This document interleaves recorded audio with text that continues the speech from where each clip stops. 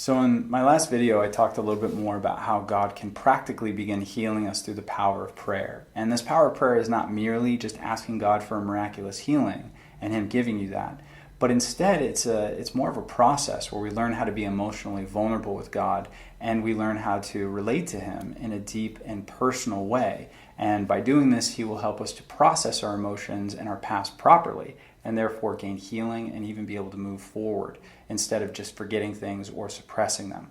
But in today's video and the next couple videos, I'm going to be talking about the obstacles that we have to overcome in order to do this, both with God as well as with our fellow man. And the first one that we're going to be talking about today is depression.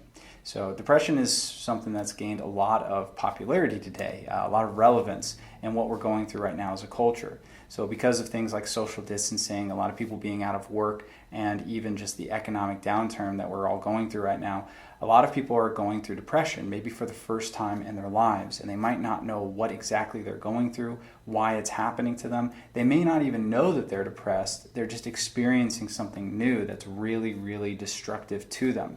So in today's video, what I want to help you guys understand is what depression is, what it feels like, what exactly it's like to have it. In the next video, we're going to talk about why we have depression. What are the causes for depression? And then in the video after that, we're going to be talking about some practical things you can do about your depression. So as someone who struggled with depression for the last 13 years, one of the things I've greatly come to appreciate about the Bible is how incredibly complex and nuanced it is when it approaches this topic, as well as any topic when it comes to our emotions. And one of the ways that the Bible does this is it never has a word that specifically means depression, meaning that there is no Hebrew translation for depression in our modern English. Instead, what the Bible does is it gives us a lot of phrases or a lot of deep and intense poetic imagery to describe what it feels like to have depression. Because here's the problem: when we use the word depression, even in English, most people don't actually know what we're talking about. They don't know what it is. If you were to ask my 13-year-old self what depression was, even though I was struggling with depression, I never thought I had it, because the way I would define it for you is I would say, well, depression is just kind of feeling bummed out all the time. It's like feeling really, really sad. Or I would say, well, being a depressed person is someone who's just really kind of strange and someone who's obsessed with morbid things. They're obsessed with death and things like that. That's what depression is. Now, neither of those things are actually accurate. They might be facets of depression, but it's not really what depression is at its core. So how did the Bible define depression? Well, it used either, like I said, deep poetic imagery, which can be found in places like Psalm 42, Psalm 88, the Book of Lamentations, where you have men just really pouring out their hearts and expressing in metaphors and in similes and different other poetic tools what it felt like to be in that state of mind. But another way that the Bible uses to express these emotions is using a conjunction of terms that really conveys what this state is like. The favorite term that the Bible uses is broken spirit. So what is a broken spirit? How do we get that? Well, the spirit for the Hebrew, it's the Hebrew word ruach, and it could either mean kind of like what we mean in English, which is the immaterial versus the material. Meaning if I said, I saw a spirit last night, you guys would be thinking I saw some sort of a ghost or some sort of a non-corporeal entity or something like that.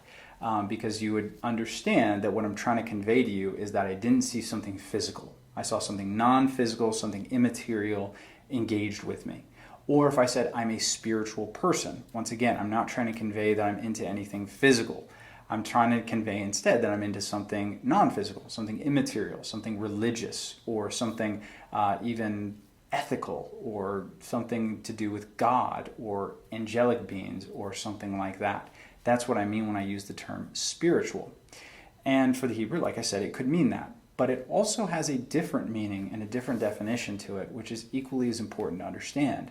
The Hebrews saw the spirit as being kind of like an organ. And much like our physical organs, like our heart, our lungs, our mind, that have a very important role in how our biology functions, the spirit was an organ that functioned, and it enabled us to deal with our emotional side. So it's not something that actually existed. You can't find the spirit in an MRI or inside of an X-ray. but it's something that was nevertheless incredibly important and remains incredibly important for our emotional well-being. So what did the Spirit do? Well, I feel like the best way to convey this is by showing you guys a couple proverbs that illustrate what it's like to have a non-functioning spirit or a broken spirit. So let's begin with Proverbs 18, verse 14. In Proverbs 18, verse 14, Solomon writes, "The spirit of a man will sustain him in sickness, but who can bear a broken spirit?" So the first thing that he shows that the Spirit does is the Spirit gives us emotional vitality or strength, meaning it's where your drive comes from. It's where your passion comes from. It's where your ability to function comes from. And he says, man, if you have a strong drive, if you have a strong passion, you can function even when your entire biology is a mess, right? Even if you're physically sick, if you got a strong drive, you can get through anything. However, if you have no drive, if you have no passion, if you have no emotional vitality, you can't function even if everything's going great for you. This is what it's like to be depressed. Even when all of your circumstances in your life might be going fantastic, if you're depressed, you feel like everything is too difficult. You have no strength or vitality to be able to function, especially in an emotional context. So Andrew Solomon, who wrote a very fantastic book called The Noonday Demon, all about depression and some of his own struggles with it. In his book, he talks about how it felt for him to be in a depressed state. And he said he would come home from a long day at work and he would see his answering machine. So obviously this is a couple decades ago. But he said he would see his answering machine blinking and he would know that there was a lot of messages on it. And he said instead of feeling very encouraged by that and saying like, man, like there's a lot of people out there that care about me. I can't wait to hear what kind of message they have for me. Instead of thinking that way, he would come home and think, gosh, what a lot of people to have to respond to. I have to sit down, I have to listen to their messages, then I have to call them back. And he just saw it as being a burden as opposed to being a blessing. And then he would feel hungry. He would go to the kitchen and he'd be like, man, like food has lost its taste. Nothing sounds good. He would say like, and even if I did want to eat something, I would have to cook it. Then I'd have to like cut it up on a plate. I would have to chew it. I'd have to swallow it. And he said, all these steps seemed to me like the stations of a cross. Meaning that he was looking and he was saying, everything is too difficult for me. I don't want to do anything. Which is why if you go to a person's house who struggles with depression, a lot of times they haven't been taking care of themselves. They haven't been showering. They haven't been eating properly. They haven't been drinking water. They haven't been taking care of their house in general. It might be a mess. There might be just like tons of dishes piling up in the sink. There might be clothes strewn all around.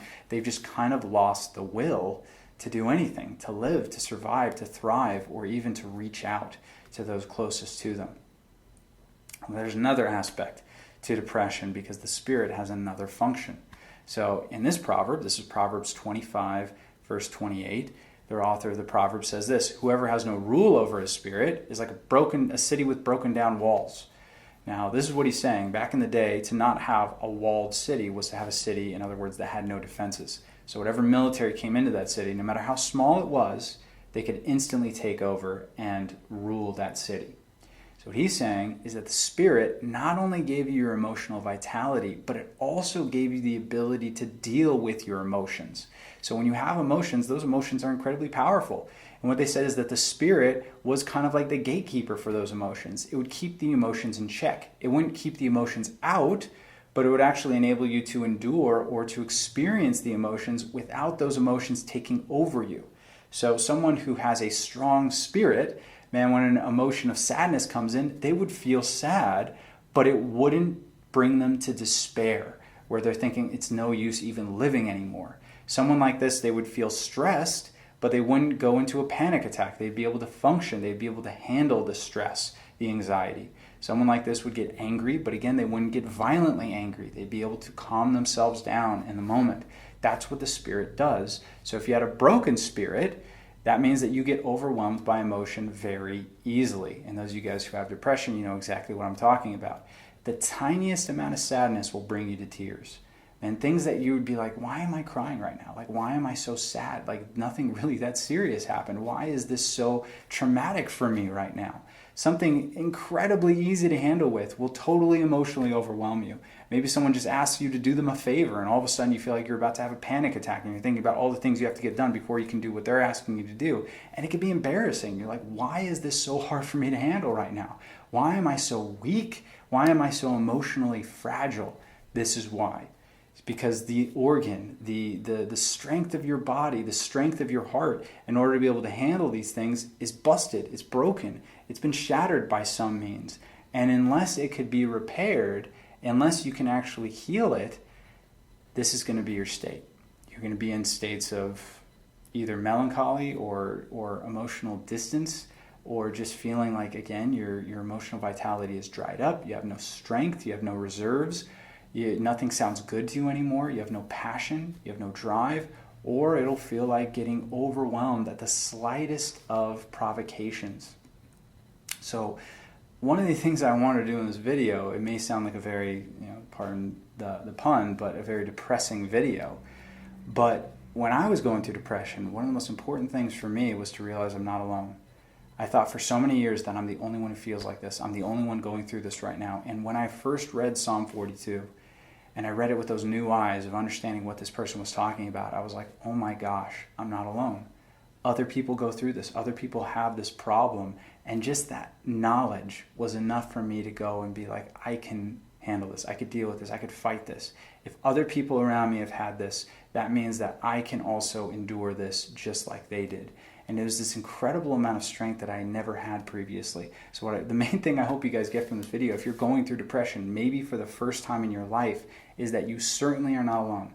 There are many people around you that are going through the exact same thing. And there are people throughout history that have gone through the same thing. This isn't new, but it is something that is destructive if you can't get a handle on it.